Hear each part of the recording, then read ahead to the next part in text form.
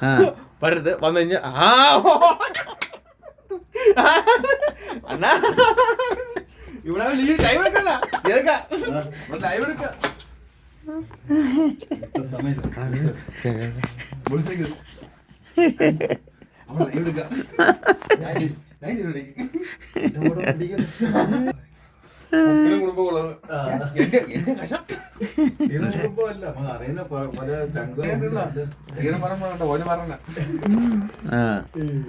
എന്നിട്ട്